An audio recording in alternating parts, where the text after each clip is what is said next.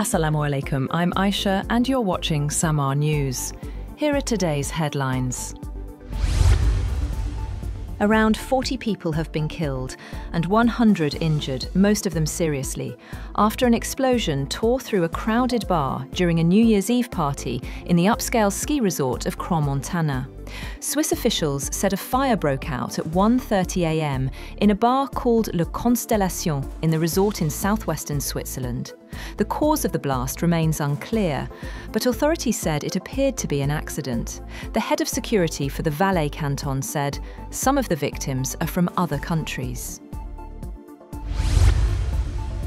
Russia says it has extracted and decoded data from a Ukrainian drone shot down earlier this week, claiming it proves the aircraft was targeting a presidential residence in the Novgorod region. Russian military officials say the findings will be shared with the United States to establish what they call the truth.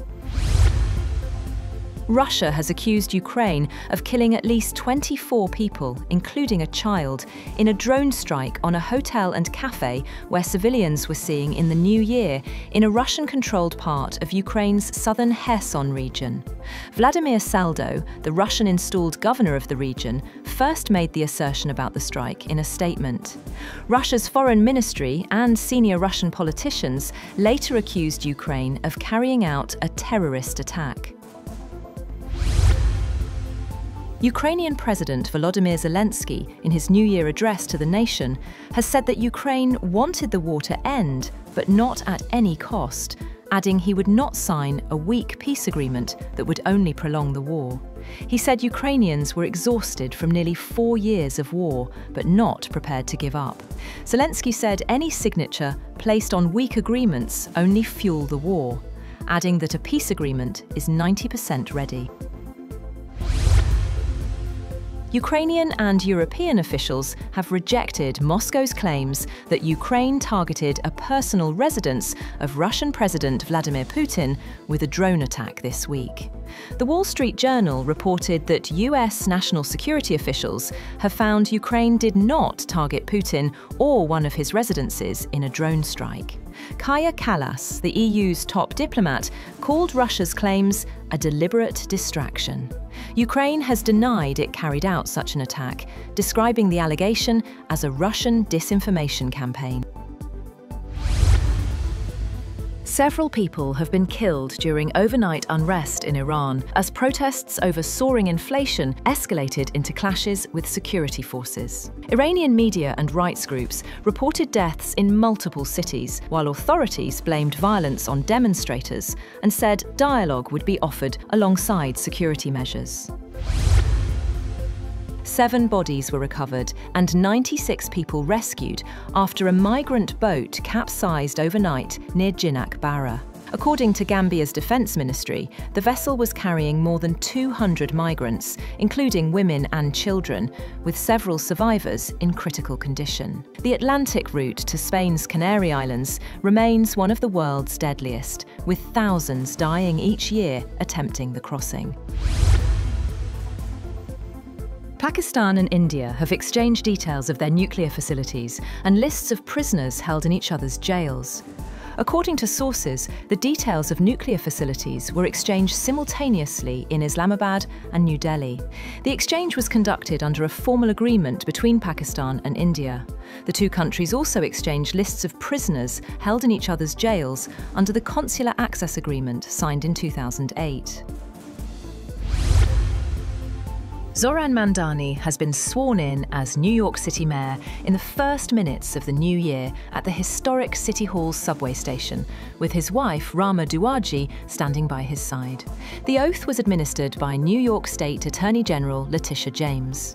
The Democratic Socialists' plans for his first day in office nod to his politics and priorities without straying far from his predecessors, with a sober, official midnight oath-taking, followed by a more celebratory ceremony in the afternoon.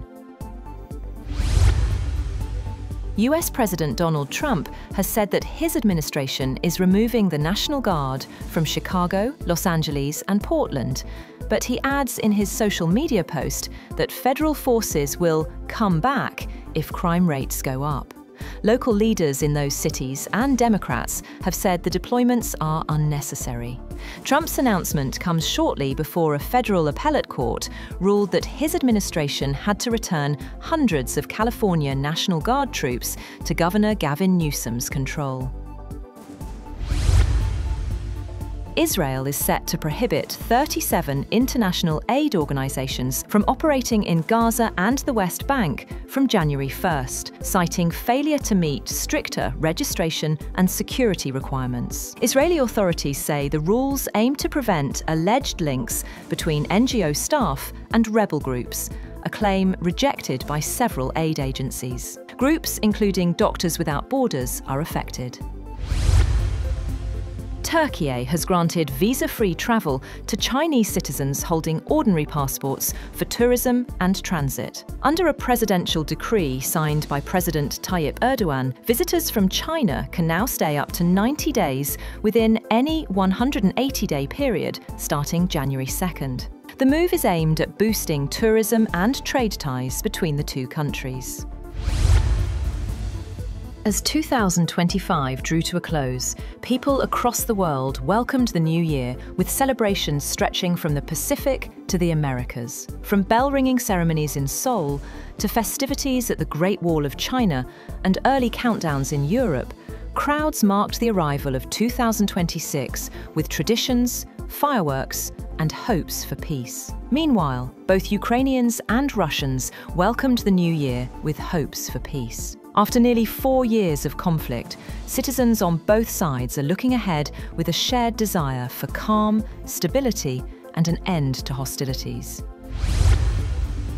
And Bulgaria has officially adopted the euro, becoming the 21st member of the Eurozone as the new year began. Celebrations erupted in Sofia, with fireworks and a countdown at the central bank. Supporters say the move completes Bulgaria's integration into the European Union and eases travel and trade, though opposition remains strong among nearly half the population. That's all for now. For more updates, visit www.samaa.tv. Thank you for watching Samaa News.